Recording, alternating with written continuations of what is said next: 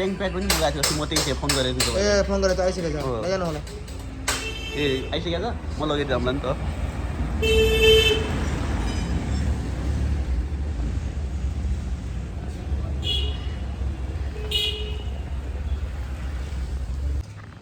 हाम्रो बाइक चाहिँ धोइन्छ अहिले वाटर धोइसकेपछि यसमा चाहिँ एलो रिटर्न गर्ने हो अलिकति मोडिफाई गर्छु यसलाई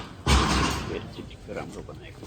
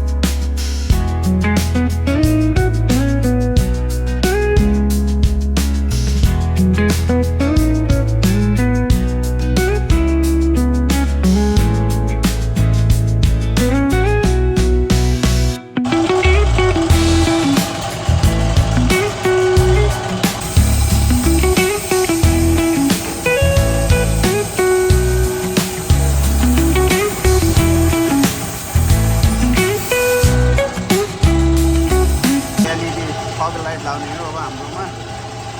फग लाइट पनि लगाउने हो बुलेट भन्दै छ यल्लो एरिया छ यो चाहिँ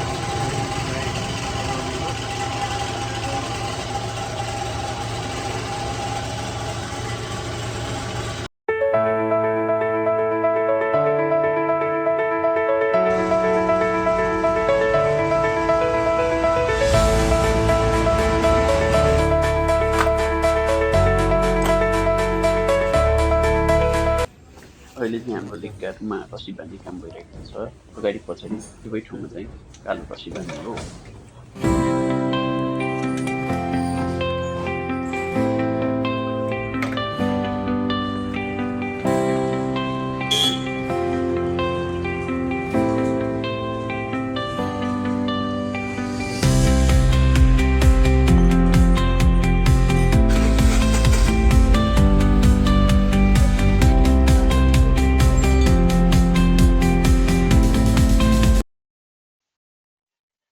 हाम्रो बाइक रेडी भइसकेको छ एलओएल इन्स्टल गरिसकेका छौँ अब सिट कभर हाल्ने काम चाहिँ भइरहेको छ अब एकैछिनमा सबै रेडी हुन्छ बवाल देखिरहेको छ बाइक चाहिँ पहिले मैले सुरुमा बाइक सुरुमा निकाल्दा चाहिँ सिट कभर हाल्नु